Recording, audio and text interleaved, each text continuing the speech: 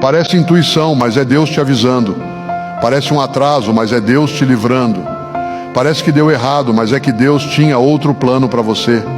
Parece difícil demais, mas Deus está te preparando.